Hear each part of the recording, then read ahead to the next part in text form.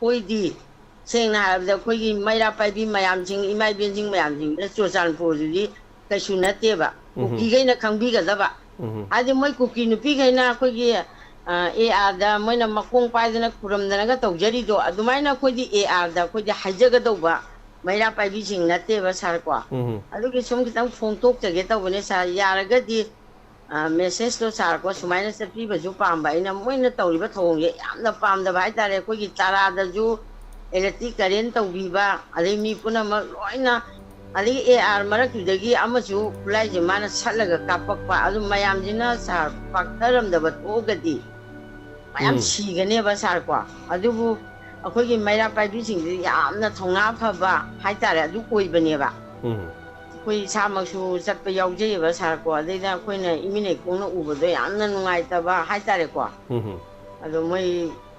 a Haitare. A quickie might take it lump to the Moina.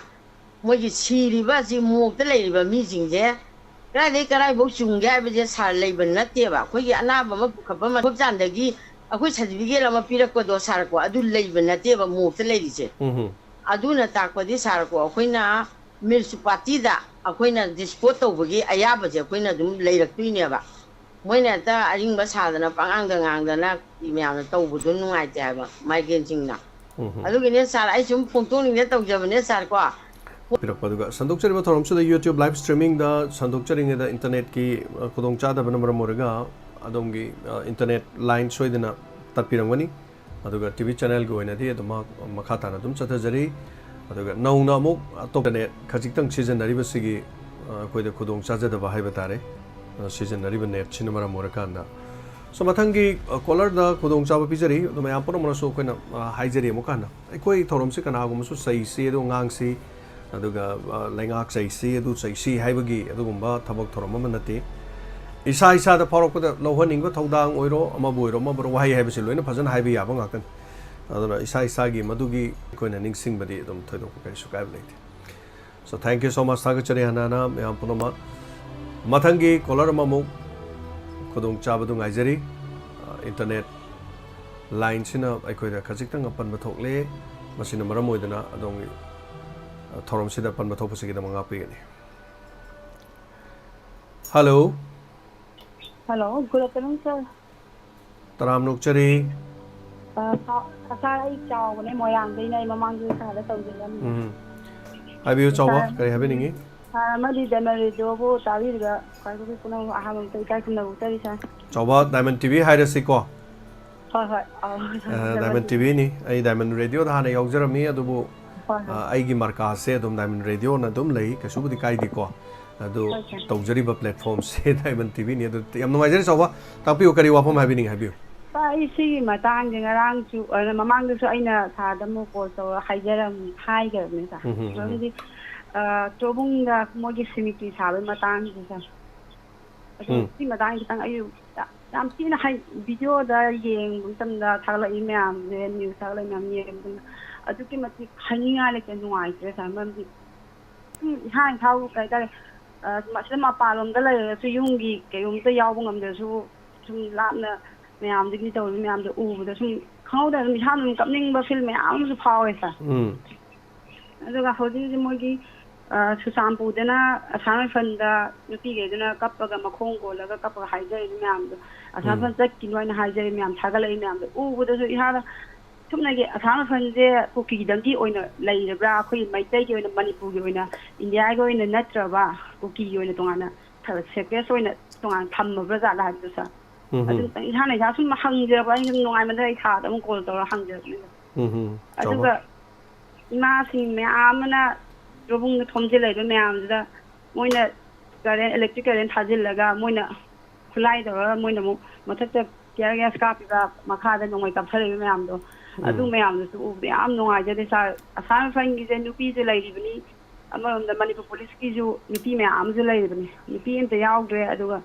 You piece in the one time, or could me am those are hiding item. I want the hiding with the arm later, sir. Nothing with the arm later. We had a high or we had a I don't want the unique photo. I don't know where, sir. I don't know how this is my around to my in a tag issue video ꯑꯩꯈꯣꯏ relief ꯀꯦꯝꯗ ꯆꯠꯄꯒꯤ ꯑꯉꯥꯡ ꯅꯨꯄꯥ ꯃꯆꯥ ꯎꯅꯕꯒꯤꯁꯨ ꯉꯥꯏꯔꯦ ꯂꯣꯏꯅꯃꯛ ꯑꯉꯥꯡ ꯄꯤꯛꯈ꯭ꯔꯕ ꯑꯉꯥꯡꯗꯣ ꯆꯞ ꯃꯥꯟꯅꯩꯁꯦ ꯉꯔꯥꯡꯃꯛꯇꯁꯨ ꯑꯩ ꯌꯨꯝꯗ ꯐꯣꯟ ꯇꯧꯖꯕ ꯃꯇꯝꯗ ꯑꯩꯒꯤ ꯏꯆꯦ ꯃꯆꯥ ꯆꯍꯤ 2 ꯃꯈꯥꯏꯗ ꯉꯥꯏꯕ ꯑꯉꯥꯡꯗꯨꯅ ꯍꯣꯂꯤꯀꯨꯇꯔ ꯄꯥꯏꯔꯛꯄ ꯃꯇꯝꯗ ꯀꯨꯀꯤꯅ ꯕꯣꯝ ꯊꯥꯗꯔꯛꯑꯦ ꯆꯥꯆꯥ ꯑꯩꯉꯣꯟꯗ ꯍꯥꯏꯔꯦꯕ ꯑꯩꯅ ꯍꯦ ꯑꯗꯨꯃꯥꯏꯅ ꯍꯥꯏꯕ ꯌꯥꯔꯣꯏ ꯀꯩꯒꯤꯅꯣꯅꯦ ꯑꯗꯨꯃꯥꯏꯅ ꯍꯥꯏꯗꯣ ꯀꯩꯁꯨ ꯇꯧꯔꯣꯏ ꯈꯣꯠꯂꯣꯏ ꯑꯩꯅ ꯑꯉꯥꯡꯗꯨꯗꯐꯥꯎꯗ ꯊꯦꯝꯃꯦ ꯆꯥꯅ ꯔꯤꯂꯤꯐ ꯀꯦꯝꯗ ꯆꯠꯄ ꯃꯇꯝꯗ ꯑꯉꯥꯡ ꯅꯨꯄꯥ ꯃꯆꯥ ꯑꯃꯅ ꯊꯥꯗ ꯁꯥꯔꯅ ꯏꯟꯇꯔꯚꯤꯌꯨ ꯂꯧꯕ ꯃꯇꯝꯗ ꯑꯉꯥꯡ ꯄꯤꯛꯈ꯭ꯔꯕ ꯑꯉꯥꯡ ꯃꯥꯒꯤ ꯋꯥꯈꯜ ꯄꯤꯛꯈ꯭ꯔꯕ ꯑꯉꯥꯡ ꯍꯥꯏꯁꯦ ꯂꯩꯈꯣꯝ ꯑꯄꯦꯠꯄꯅꯦ ꯁꯥꯔ ꯑꯩꯈꯣꯏꯅ ꯁꯦꯝꯅꯤꯡ ꯃꯑꯣꯡꯗ ꯁꯦꯝꯕ ꯌꯥꯕꯅꯦ ꯍꯣꯏ ꯑꯗꯣ ꯃꯁꯤ ꯄꯨꯝꯅꯃꯛꯁꯤ ꯀꯔꯤꯗꯒꯤ ꯄꯨꯔꯛꯏꯅꯣ ꯑꯗꯨ ꯈꯪꯗꯣꯛꯑꯀꯥꯟꯗ ꯑꯩꯈꯣꯏꯗꯒꯤ ꯍꯦꯟꯅ ꯏꯟꯇꯦꯂꯤꯖꯦꯟꯁ ꯋꯥꯡꯕ ꯑꯗꯨꯒ ꯑꯁꯤꯒꯨꯝꯕ ꯀꯌꯥꯒꯤ ꯍꯥꯏꯕ ꯇꯥꯏ ꯑꯁꯣꯏꯕ ꯑꯔꯥꯟꯕꯁꯤ ꯂꯣꯏꯅ ꯈꯪꯗꯣꯛꯂꯒ ꯍꯥꯏꯇꯥꯔꯦ ꯁꯤꯒꯨꯝꯕ ꯀꯌꯥꯁꯤ ꯊꯦꯡꯅꯗꯨꯅ ꯂꯥꯛꯂꯕ ꯑꯗꯨꯒꯨꯝꯂꯕ ꯏꯟꯗꯤꯌꯥꯒꯤ ꯃꯅꯨꯡꯗ ꯌꯥꯝꯅ ꯃꯃꯤꯡ ꯂꯩꯕ ꯄꯦꯔꯥꯃꯤꯂꯤꯇꯔꯤ ꯐꯣꯔꯁꯁꯤꯡꯒꯤ ꯃꯅꯨꯡꯗ ꯍꯥꯏꯕ ꯇꯥꯏ ꯑꯗꯨꯅ ꯃꯈꯣꯏꯅ ꯄ꯭ꯔꯖꯥꯁꯤꯡꯒ ꯅꯛꯅꯕ ꯌꯥꯗꯕ ꯑꯃꯗꯤ ꯆꯃꯝꯅꯕ ꯂꯩꯔꯤꯁꯤ ꯀꯔꯤꯒꯤꯅꯣ ꯈꯪꯗꯣꯛꯑꯀꯥꯟꯗ ꯃꯔꯤ ꯂꯩꯅꯕꯁꯤꯡ ꯑꯗꯨꯅ ꯍꯦꯟꯅ ꯅꯛꯁꯤꯟꯅꯗꯅ ꯑꯐꯕ ꯃꯔꯤ ꯑꯃꯗ ꯂꯥꯛꯅꯕꯒꯤ ꯃꯆꯥꯛ ꯑꯃ ꯃꯈꯣꯏꯅ ꯁꯤꯟꯕ ꯌꯥꯗꯕ꯭ꯔꯥ ꯍꯥꯏꯕ ꯋꯥꯐꯝ ꯃꯌꯥꯝꯅ ꯍꯪꯅꯩ ꯑꯗꯨꯒ ꯇꯣꯉꯥꯟ ꯇꯣꯉꯥꯟꯕ ꯋꯥꯐꯝꯁꯤꯡꯗ ꯍꯥꯏꯔꯒꯗꯤ ꯑꯩꯈꯣꯏꯒꯤ ꯀꯨꯀꯤꯒꯤ ꯆꯩꯆꯜꯁꯤꯡꯒ ꯃꯈꯣꯏꯒꯗꯤ ꯌꯥꯝ ꯌꯥꯅꯩ ꯃꯈꯣꯏꯅ ꯌꯥꯝ ꯌꯥꯅꯔꯕ ꯃꯈꯣꯏꯅ ꯌꯥꯅꯔꯤꯁꯤꯅ ꯀꯔꯝꯅꯅꯣ ꯑꯩꯈꯣꯏꯅ ꯌꯥꯅꯗ꯭ꯔꯤꯁꯤꯅ ꯀꯔꯝꯍꯥꯏꯅ ꯇꯧꯕꯖꯥꯠꯅꯣ ꯍꯥꯏꯕꯗꯨ ꯃꯌꯥꯝꯅ ꯃꯈꯣꯏꯒꯤꯅ ꯃꯤꯆꯪ ꯆꯪꯕꯩꯅꯤ ꯑꯩꯈꯣꯏꯅ ꯆꯪꯗꯕꯩꯅꯤ ꯀꯥꯏꯅ ꯍꯥꯏꯕꯁꯨ ꯂꯩ ꯈꯪꯗꯦ ꯑꯃ ꯑꯣꯏꯔꯝꯕ ꯌꯥꯏ ꯑꯃ ꯑꯣꯏꯔꯝꯕ ꯌꯥꯏ ꯑꯩꯈꯣꯏꯅ ꯈꯪꯗꯅ ꯄꯪꯍꯥꯏ ꯍꯥꯏꯔꯨꯕꯁꯨ ꯌꯥꯕꯗꯤ ꯅꯠꯇꯦ ꯑꯗꯨ ꯍꯣꯠꯅꯕꯤꯔꯛꯄ ꯑꯗꯨꯒ ꯆꯃꯝꯅꯕ ꯂꯩꯔꯤꯕꯁꯤꯡꯁꯦ ꯀꯣꯛꯍꯟꯕꯤꯗꯅ ꯌꯥꯝꯅ ꯌꯥꯡꯅ ꯇꯧꯕꯤꯔꯒꯗꯤ ꯄꯨꯝꯅꯃꯛꯀꯤ ꯑꯐꯕ ꯑꯗꯨꯃꯛ ꯑꯣꯏꯒꯅꯤ ꯉꯁꯤ ꯋꯥꯔꯧꯅꯗꯅ ꯉꯥꯡꯅꯔꯤꯕ ꯑꯃꯗ ꯆꯩꯔꯤꯕ ꯑꯃꯗ ꯉꯥꯡꯂꯤꯕꯁꯤꯡ ꯑꯁꯦ ꯄꯨꯝꯅꯃꯛ ꯌꯥꯁꯤꯟꯅꯔꯕ ꯃꯇꯝꯗꯗꯤ ꯑꯃꯠꯇ ꯂꯣꯏꯅ ꯑꯣꯏꯈꯤꯒꯗꯕ ꯉꯥꯛꯇꯅꯤ ꯑꯗꯨꯅ ꯆꯥꯎꯕ ꯍꯣꯏ ꯑꯆꯨꯝꯕꯅꯤ ꯑꯩꯈꯣꯏꯒꯤꯁꯨ ꯑꯩꯈꯣꯏꯒꯤ ꯑꯉꯥꯡꯁꯤꯡꯅ ꯑꯩꯈꯣꯏ ꯀꯨꯀꯤ ꯎꯕꯗ ꯀꯤꯕꯒꯤ ꯍꯥꯏꯅꯕꯒꯨꯝ ꯃꯈꯣꯏꯒꯤꯁꯨ ꯃꯈꯣꯏꯒꯤ ꯑꯉꯥꯡꯁꯤꯡꯅ ꯃꯩꯇꯩꯒꯤ ꯅꯣꯡꯃꯩ ꯀꯥꯞꯄ ꯂꯥꯛꯑꯦ ꯍꯥꯏꯗꯅ ꯃꯈꯣꯏꯅ ꯀꯤꯔꯝꯕꯁꯨ ꯌꯥꯏ ꯀꯅꯥꯅ ꯈꯪꯕꯀꯣ ꯅꯥꯀꯟ ꯑꯃꯗ ꯑꯗꯨꯝ ꯂꯩꯔꯝꯕꯁꯨ ꯌꯥꯏ ꯑꯩꯈꯣꯏꯅ ꯑꯃꯒꯤ ꯋꯥ ꯅꯠꯇꯦ ꯑꯃ ꯋꯥ ꯅꯠꯇꯦ ꯑꯩꯈꯣꯏ ꯑꯦꯅꯤꯋꯦ ꯃꯔꯛꯁꯤꯗ ꯑꯃꯨꯛꯁꯨ ꯍꯥꯏꯅꯤꯡꯉꯤ ꯁꯥꯔ ꯍꯥꯏꯕꯤꯌꯨ ꯀꯔꯤ ꯆꯤꯊꯕ ꯂꯩꯔꯤ ꯑꯁꯥꯅ ꯐꯅ ꯀꯨꯀꯤꯁꯤ ꯅꯨꯄꯤ ꯑꯃꯇ ꯈꯨꯠ ꯊꯥꯕꯁꯤ ꯎꯗꯦ ꯑꯩꯈꯣꯏ ꯃꯩꯇꯩ ꯈꯤꯇꯪꯒꯤ ꯑꯣꯏꯅ ꯊꯥꯅꯕ ꯑꯣꯏꯅ ꯊꯥꯔꯛꯑꯕ꯭ꯔꯥ ꯍꯥꯏꯕꯒꯤ ꯄꯣꯠꯁꯨ ꯍꯣꯏ ꯈꯪꯅꯤꯡꯉꯤ ꯃꯗꯨ ꯁꯥꯔ ꯃꯔꯝꯗꯤ ꯌꯥꯝꯅꯁꯨ ꯃꯌꯥꯝꯅꯁꯨ ꯑꯗꯨꯝ ꯍꯥꯏꯅꯩ ꯑꯗꯨꯒ ꯀꯌꯥꯃꯨꯛ ꯌꯥꯝꯅ ꯆꯨꯝꯕꯅꯣ ꯍꯥꯏꯕꯗꯨꯗꯤ ꯃꯌꯥꯝꯅꯁꯨ ꯑꯗꯨꯝ ꯉꯁꯤ ꯐꯥꯎꯕꯗ ꯐꯨꯔꯛꯄ ꯅꯦꯜꯂꯛꯄ ꯑꯃꯠꯇ ꯄꯨꯈꯠꯂꯛꯄ ꯌꯥꯎꯗ꯭ꯔꯤ ꯑꯗꯨꯒ ꯃꯈꯣꯏꯒꯤꯁꯨ ꯊꯠꯇꯕ꯭ꯔꯥ ꯍꯥꯏꯗꯤ ꯃꯈꯣꯏꯁꯨ ꯊꯠꯂꯤ ꯑꯗꯨꯒ ꯆꯠꯄ ꯌꯥꯔꯣꯏꯅ ꯊꯤꯡꯕꯁꯨ ꯑꯃꯨꯛ ꯌꯥꯎꯗꯕꯁꯨ ꯅꯠꯇꯦ ꯃꯈꯣꯏꯗꯁꯨ ꯌꯥꯎꯏ ꯑꯗꯨ ꯈꯔꯅ ꯑꯃꯨꯛ ꯌꯥꯅꯔꯒ ꯂꯩ ꯍꯥꯏꯕꯁꯨ ꯌꯥꯎꯏ ꯏꯚꯟ ꯑꯩꯈꯣꯏꯒꯤ ꯄꯨꯂꯤꯁꯁꯤꯡ ꯂꯥꯛꯄꯗ ꯑꯩꯈꯣꯏ ꯄꯨꯂꯤꯁꯁꯤꯡ ꯊꯠꯂꯤ ꯑꯗꯨꯕꯨ ꯑꯩꯈꯣꯏꯒꯤ ꯄꯨꯂꯤꯁꯁꯤꯡ ꯅꯠꯇ꯭ꯔꯒ ꯑꯩꯈꯣꯏ ꯁꯤꯗ ꯂꯩꯕ RFꯇꯤ ꯑꯩꯈꯣꯏꯒꯤ ꯏꯃꯥ ꯃꯩꯔꯥ ꯄꯥꯏꯕꯤꯁꯤꯡꯗ ꯑꯗꯨꯝ ꯐꯨꯕ ꯆꯩꯕ ꯑꯗꯨꯝ ꯇꯧꯏ ꯉꯔꯥꯡ ꯊꯣꯛꯈꯤꯕ ꯊꯧꯗꯣꯛꯇꯨꯅ ꯁꯥꯈꯤꯅꯤ ꯍꯥꯏꯕ ꯇꯥꯔꯦ ꯑꯗꯣ ꯄ꯭ꯔꯦꯁ ꯃꯦꯗꯤꯌꯥꯁꯤꯡꯗꯁꯨ ꯃꯗꯨꯒꯤ ꯃꯃꯤꯗꯤ ꯂꯣꯏꯅ ꯌꯥꯎꯔꯦ ꯂꯣꯏꯅ ꯂꯩꯔꯦ ꯍꯥꯏꯇꯥꯔꯦꯅꯦ ꯆꯥꯎꯕꯀꯣ ꯍꯣꯏ ꯁꯥꯔ ꯁꯤ ꯃꯔꯛꯁꯤꯗ ꯑꯃꯨꯛꯁꯨ ꯍꯥꯏꯅꯤꯡꯉꯤꯗꯤ ꯁꯥꯔ ꯑꯩꯈꯣꯏꯅ ꯄꯥꯕꯨꯡ ꯕꯤꯔꯦꯟꯅ ꯗ꯭ꯔꯒꯀꯤ ꯃꯇꯥꯡꯒꯤ ꯊꯤꯡꯕ ꯈꯣꯠꯄ ꯇꯧꯕꯗꯩꯗꯤꯁꯨ ꯉꯥꯏꯔꯦ ꯁꯤ ꯄꯣꯠꯁꯦ ꯃꯣꯏꯒꯤ ꯀꯔꯕꯥꯔꯗ ꯊꯤꯡꯉꯛꯄꯗꯩꯁꯨ ꯍꯥꯏꯅꯤꯡꯉꯤ ꯃꯣꯏ ꯀꯔꯕꯥꯔ ꯇꯧꯔꯤ ꯃꯌꯥꯝꯗꯨꯗꯩ ꯊꯤꯡꯉꯛꯄꯗꯩꯁꯨ ꯁꯤ ꯄꯣꯠꯁꯦ ꯍꯧꯔꯛꯄꯅꯦꯁꯨ ꯍꯥꯏꯖꯅꯤꯡꯉꯤ ꯁꯥꯔ ꯑꯗꯨꯒ ꯑꯩꯈꯣꯏ ꯃꯅꯤꯄꯨꯔꯗꯁꯨ ꯁꯨꯛ ꯌꯥꯝꯅ ꯆꯦꯀꯤꯡ ꯀꯜꯂ ꯃꯇꯝꯗ ꯏꯔꯥꯡ ꯀꯜꯂ ꯃꯅꯨꯡꯗꯁꯨ ꯗ꯭ꯔꯒ ꯃꯌꯥꯝ ꯐꯥꯈ꯭ꯔꯦ ꯉꯔꯥꯡ ꯅꯍꯥꯟꯗꯁꯨ ꯃꯤꯖꯣꯔꯥꯝꯗ ꯗ꯭ꯔꯒ ꯃꯌꯥम ꯐꯥꯈ꯭ꯔꯦ ꯁꯥꯔ ꯁꯤ ꯃꯌꯥꯝꯁꯦ ꯊꯤꯡꯕꯗꯒꯤꯔ ꯄꯣꯠꯇꯨ ꯏꯊꯟꯗ ꯁꯨꯝ ꯍꯪꯖꯕꯗꯣ ꯁꯥꯔ ꯍꯣꯏ ꯌꯥꯝ ꯍꯪꯉꯤ ꯑꯩꯈꯣꯏ ꯁꯦꯝꯅ ꯋꯥꯔ ꯑꯣꯟ ꯗ꯭ꯔꯒꯁ ꯆꯠꯊꯔꯛꯄꯗꯒꯤ ꯑꯗꯨꯒ ꯂꯝꯁꯤꯡ ꯐꯣꯔꯦꯁꯀꯤ ꯂꯝꯁꯤꯡꯗ ꯌꯥꯝꯅ ꯍꯦꯟꯖꯟꯕ ꯃꯈꯣꯏ ꯌꯨꯝ 58ꯁꯤ ꯇꯛꯈꯥꯏꯈꯤ 58ꯒꯤ ꯃꯅꯨꯡꯗ ꯌꯨꯝ 15 ꯈꯛꯇꯪꯗꯤ ꯑꯁꯦꯡꯕ ꯌꯨꯝꯅꯤ ꯑꯇꯩꯗꯤ ꯄꯣꯄꯤ ꯊꯥꯕ ꯃꯐꯝꯗ ꯂꯩꯕ ꯂꯧꯇꯥꯡ ꯁꯪ ꯉꯥꯛꯇꯅꯤ ꯍꯥꯏꯕꯁꯤꯅꯤ ꯑꯗꯨꯗꯤ ꯌꯥꯝ ꯁꯦꯡꯅ ꯁꯦꯝꯅ ꯄꯥꯏꯈꯠꯂꯛꯂꯤꯕ ꯈꯣꯡꯊꯥꯡ ꯑꯗꯨꯗ ꯃꯈꯣꯏ ꯅꯨꯡꯉꯥꯏꯇ꯭ꯔꯕ꯭ꯔꯥ ꯍꯥꯏꯕ ꯋꯥꯐꯝꯅꯤ ꯑꯗꯨꯒ ꯁꯣꯁꯤꯌꯦꯜꯒꯤ ꯇꯣꯉꯥꯟ ꯇꯣꯉꯥꯟꯕ ꯃꯦꯗꯤꯌꯥꯁꯤꯡ ꯑꯗꯨꯒ ꯅ꯭ꯌꯨꯁ ꯆꯦꯅꯦꯜꯁꯤꯡ ꯍꯥꯏꯇꯥꯔꯦ ꯅꯦꯁꯅꯦꯜ ꯃꯦꯗꯤꯌꯥ ꯂꯩꯔꯤꯕꯁꯤꯡꯁꯤꯅꯁꯨ ꯇꯁꯦꯡꯅ ꯍꯥꯏꯔꯀꯥꯟꯗ ꯃꯐꯝ ꯑꯗꯨꯗꯒꯤ ꯑꯦꯟꯀ꯭ꯔꯣꯆꯔꯁꯤꯡ ꯇꯛꯈꯥꯏꯈꯤꯕꯁꯨ ꯈ꯭ꯋꯥꯏꯗꯒꯤ ꯃꯁꯤꯡ ꯌꯥꯝꯕꯗꯤ ꯃꯩꯇꯩꯒ ꯃꯩꯇꯩ ꯄꯥꯡꯒꯟꯒꯅꯤ ꯃꯁꯤꯡ ꯌꯥꯝꯃꯤꯁꯦ ꯅꯒꯥ ꯏꯆꯤꯟꯅꯥꯎꯁꯤꯡꯁꯨ ꯇꯛꯈꯥꯏꯗꯕ꯭ꯔꯗꯤ ꯃꯣꯏꯁꯨ ꯃꯌꯨꯝ ꯇꯛꯈꯥꯏꯕ ꯌꯥꯎꯏ ꯑꯗꯨꯒ ꯄꯨꯝꯅꯃꯛꯁꯤꯡ ꯑꯁꯤ ꯑꯇꯩꯅꯗꯤ ꯁꯥꯎꯗ꯭ꯔꯒ ꯀꯨꯀꯤ ꯏꯆꯤꯟꯅꯥꯎꯁꯤꯡꯅ ꯇꯞ ꯇꯥꯕ ꯃꯈꯩ ꯑꯩꯈꯣꯏꯒꯤ ꯁꯦꯝꯗ ꯁꯥꯎꯔꯤꯁꯤ ꯀꯔꯤꯒꯤꯅோ ꯍꯥꯏꯕ ꯋꯥꯍꯪꯁꯦ ꯁꯤꯁꯨ ꯍꯪꯅꯤꯡꯉꯥꯏ ꯑꯣꯏꯕ ꯃꯇꯥꯡ ꯑꯃꯅꯤ ꯍꯥꯏꯕ ꯇꯥꯏ ꯆꯥꯎꯕ ꯍꯧꯖꯤꯛꯃꯛꯀꯤꯗꯤ ꯑꯗꯨ ꯇꯁꯦꯡꯅꯃꯛꯀꯤꯗꯤ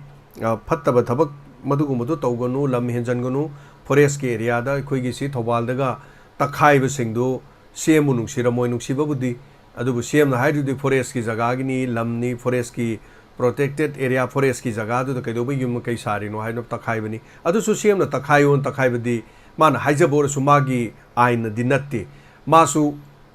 ꯇꯁꯦꯡꯅ ꯍꯥꯏꯗꯤ ꯀꯣꯔꯠꯀꯤ ꯑꯌꯥꯕ ꯂꯧꯔꯒ ꯆꯨꯝꯃꯤꯅ ꯁꯤꯗꯤ ꯇꯛꯈꯥꯏꯕ ꯌꯥꯏꯅ ꯀꯣꯔꯠꯅ ꯔꯥꯏ ꯇꯥꯕꯅꯤ ꯁꯦꯝꯅ ꯔꯥꯏ ꯇꯥꯕ ꯅꯠꯇꯦꯕ ꯁꯦꯝꯗꯤ ꯑꯣꯔꯗꯔꯗꯨ ꯈꯛ ꯇꯧꯕꯩ ꯋꯥꯅꯤ ꯑꯗꯨꯒ ꯁꯦꯝꯅ ꯁꯤ ꯇꯛꯈꯥꯏꯌꯨ ꯍꯥꯏꯔꯒ ꯍꯦꯛꯇ ꯇꯛꯈꯥꯏꯕꯗꯤ ꯅꯠꯇꯦꯕ ꯇꯛꯈꯥꯏꯌꯨꯅ ꯃꯥꯅ ꯍꯥꯏꯇꯥꯔꯒꯁꯨ ꯀꯣꯔꯠꯀꯤ ꯆꯦ ꯆꯥꯡ ꯌꯥꯎꯔꯒ ꯏꯃꯨꯡ ꯃꯅꯨꯡꯗꯨꯗ ꯆꯦ ꯄꯤꯔꯒ ꯅꯨꯃꯤꯠ ꯑꯁꯤꯐꯥꯎꯗ ꯍꯣꯡꯇꯣꯛꯑꯒ ꯁꯤ ꯃꯇꯨꯡꯗ ꯇꯧꯔꯀꯥꯟꯗ ꯇꯛꯈꯥꯏꯕ ꯍꯥꯏꯕ wafam duni hai tare anyway amore punamak sida khwaidagi yamna yum shokki badi maitei amadi maitei pangalni adu ahum subada dum nagani nagai sinau sing yum so eba sokpade moi khakta din natte hai batare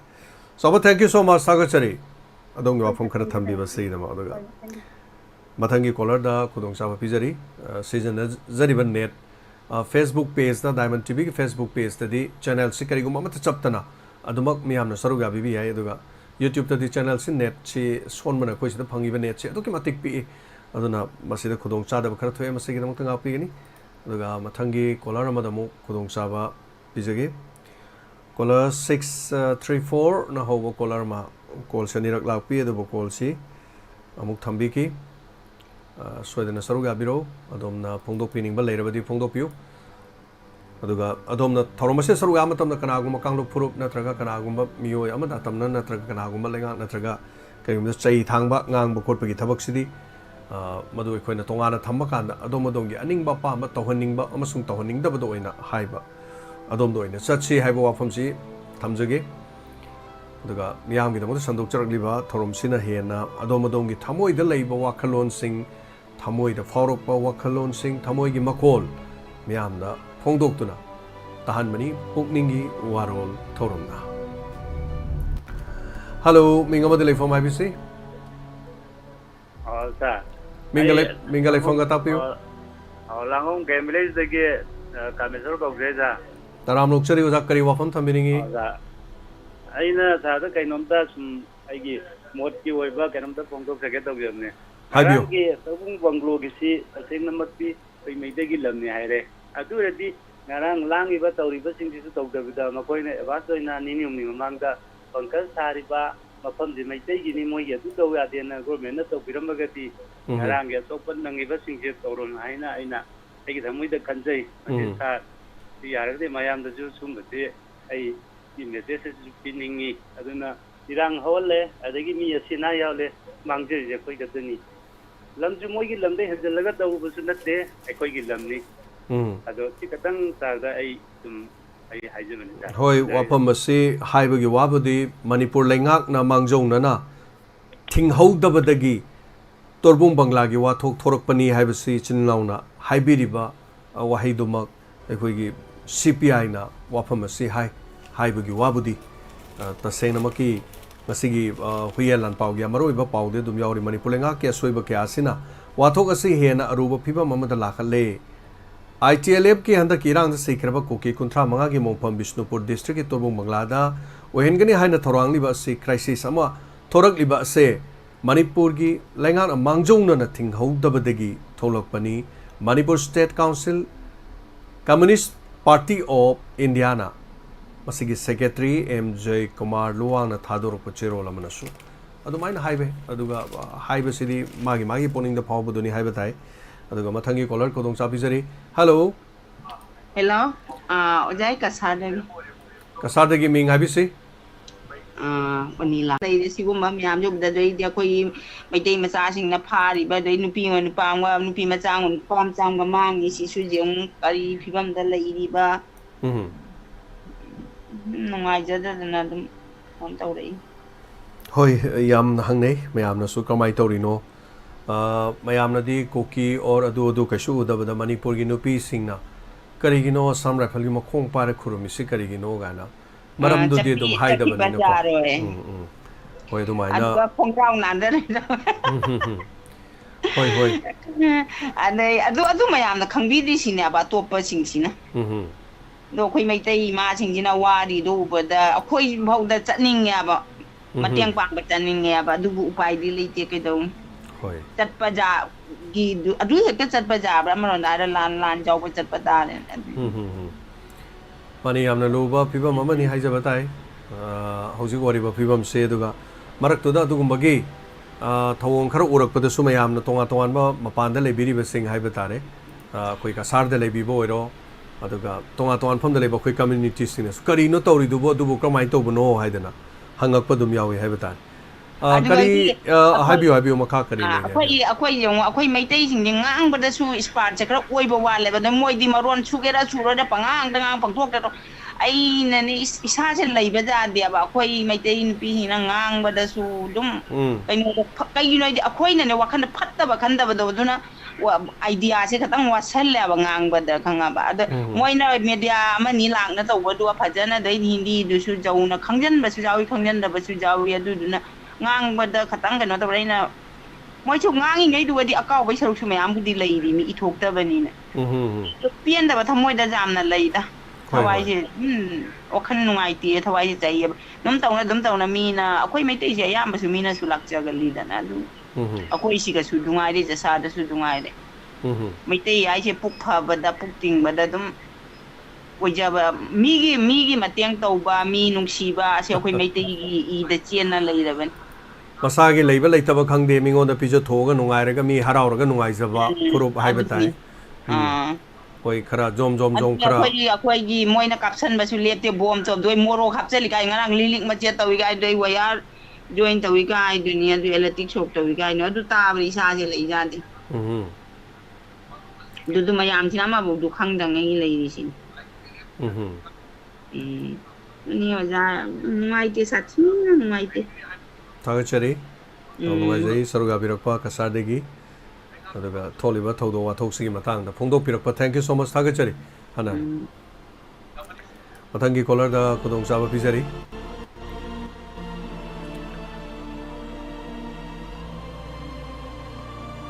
ꯊꯥꯒꯠꯆꯔꯤ ꯁ꯭ꯅꯦꯗꯥ ꯑꯩꯈꯣꯏꯒꯤꯗꯤ ꯇꯪ ꯇꯥꯏꯛ ꯑꯣꯏꯔꯦ ꯋꯥ ꯉꯥꯡꯊꯣꯛꯇꯦ ꯁꯨꯝꯕꯅꯤ ꯋꯥꯁꯦ ꯉꯥꯡꯊꯣꯛꯇꯗꯅ ꯉꯥꯡꯃꯟꯗꯗꯅ ꯃꯤꯅ ꯉꯥꯡꯉꯤꯁꯦ ꯀꯔꯤꯅꯣꯗꯤ ꯀꯕꯛ ꯑꯗꯨꯝ ꯈꯪꯕ ꯉꯥꯡꯊꯣꯛꯑꯝꯗꯥꯏꯗꯗꯤ ꯑꯗꯨꯝ ꯑꯗꯒꯤ ꯍꯦꯟꯅ ꯊꯣꯛꯇꯕꯗꯣ ꯍꯥꯏꯇꯥꯔꯦꯅꯦ ꯌꯥꯝ ꯁꯦꯡꯅ ꯍꯥꯏꯔꯒꯗꯤ ꯑꯗꯨꯅ ꯉꯥꯡꯕꯁꯨ ꯑꯗꯨꯝ ꯐꯩ ꯂꯣꯟꯒꯤ ꯁꯤꯒꯨꯝꯕ ꯃꯇꯥꯡꯗ ꯈꯨꯗꯣꯡꯆꯥꯗꯕꯁꯤꯡ ꯊꯣꯛꯂꯛꯄꯗ ꯑꯗꯨꯒ ꯃꯥꯂꯦꯝꯒꯤ ꯃꯤꯌꯥꯝ ꯄꯨꯝꯅꯃꯛꯇ ꯑꯁꯤꯒꯨꯝꯕꯁꯤꯡ ꯑꯁꯤ ꯃꯌꯦꯛ ꯁꯦꯡꯅ ꯈꯪꯍꯟꯅꯅꯕ ꯍꯣꯠꯅꯔꯛꯄꯗ ꯈꯨꯗꯣꯡꯆꯥꯗꯕꯁꯤꯡ ꯑꯗꯨꯒ ꯃꯊꯪꯒꯤ ꯀꯣꯂꯔꯗ ꯑꯃꯨꯛ ꯈꯨꯗꯣꯡꯆꯥꯕ ꯄꯤꯖꯔꯤ ꯉꯔꯥꯡꯒꯤ ꯊꯧꯗꯣꯛ ꯑꯗꯨꯗ ꯆꯝꯖꯔꯕ ꯄꯪꯖꯕ ꯏꯃꯥ ꯏꯕꯦꯜꯁꯤꯡꯗꯨꯅ ꯂꯥꯟꯆꯪꯕꯅꯤ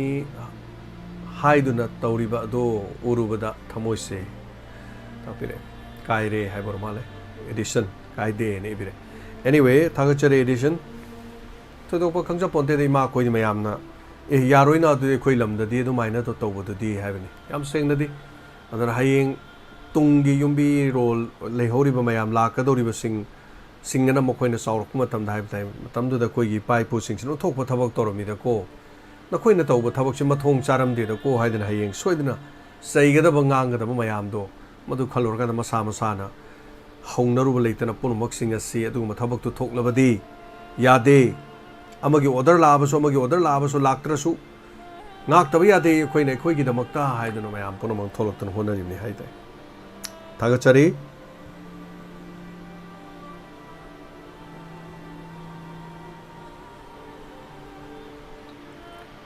ꯃꯊꯪꯒꯤ ꯀꯣꯂꯔꯗ ꯑꯃꯨꯛ ꯈꯨꯗꯣꯡꯆꯥꯕ ꯄꯤꯖꯔꯤ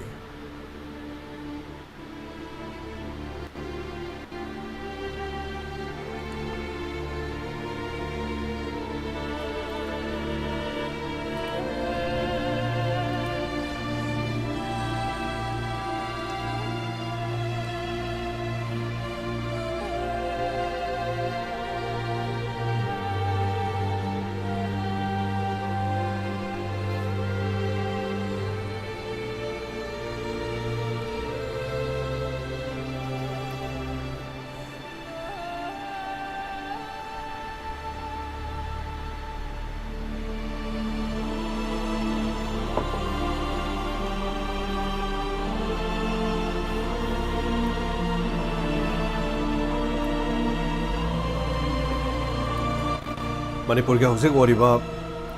ꯅꯣꯡꯁꯤꯡ ꯆꯨꯕꯒꯤ ꯆꯥꯡꯗ ꯌꯦꯡꯉꯨꯔꯒꯁꯨ ꯅꯣꯡꯁꯨ ꯆꯨꯕ ꯋꯥꯠꯄ ꯃꯁꯤꯅ ꯂꯧꯁꯤꯡ ꯎꯕꯗ ꯌꯥꯝꯅ ꯈꯨꯗꯣꯡꯆꯥꯗꯕ ꯑꯃ ꯂꯩꯕꯅ ꯃꯔꯝ ꯑꯣꯏꯔꯒ ꯂꯧꯐꯝ ꯀꯌꯥꯗꯤ ꯂꯧ ꯎꯕ ꯌꯥꯔꯣꯏꯗꯧꯕꯒꯤ ꯐꯤꯕꯝꯗ ꯂꯩꯔꯤ ꯍꯧꯖꯤꯛꯃꯛ ꯑꯩꯈꯣꯏꯅ ꯂꯩꯖꯔꯤꯕ ꯃꯐꯝ ꯍꯥꯏꯕ ꯇꯥꯔꯦ ꯗꯥꯏꯃꯟ ꯇꯤꯚꯤꯅ ꯂꯩꯔꯤꯕ ꯃꯐꯝꯁꯤ ꯅꯣꯡ ꯌꯥꯝꯅ ꯀꯟꯅ ꯆꯨꯔꯤ ꯑꯗꯨꯒ ꯅꯣꯡꯁꯤ ꯅꯨꯃꯤꯠ ꯅꯤꯅꯤꯃꯨꯛꯇꯪ ꯈꯔ ꯃꯔꯥꯡ ꯀꯥꯏꯅ ꯆꯨꯕꯤꯔꯗꯤ ꯂꯧꯗ ꯏꯁꯤꯡ ꯋꯥꯠꯂꯤꯕꯁꯤꯡ ꯑꯁꯤ ꯁꯣꯏꯗꯅꯃꯛꯀꯤ ꯀꯥꯟꯅꯕꯗꯤ ꯐꯪꯒꯅꯤ ꯍꯥꯏꯕꯒꯤ ꯊꯥꯖꯕ ꯂꯩ ꯃꯐꯝ ꯀꯌꯥꯗꯤ ꯅꯣꯡꯒꯤ ꯏꯁꯤꯡ ꯐꯪꯗꯕꯅ ꯃꯔꯝ ꯑꯣꯏꯗꯨꯅ ꯂꯧ ꯎꯕ ꯌꯥꯗꯗꯨꯅ ꯂꯩꯔꯤ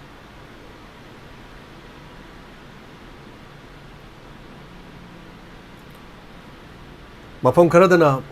hojik tholi bi rang sina nomai kapsil pamati labuk ta changduna lau uba change haiba matamda security na ayaba pidaba mafam kharadana lau uba yadana lei mayamna dumak tabi kre khangbi kre mafam kharadana security ngak lau ukibagi wafam amalai lau ukiba singadu kari orakadagi lau hayang mulak matamda lau puna lau adu oiba phangadra oiroidra madugisu punamak singasile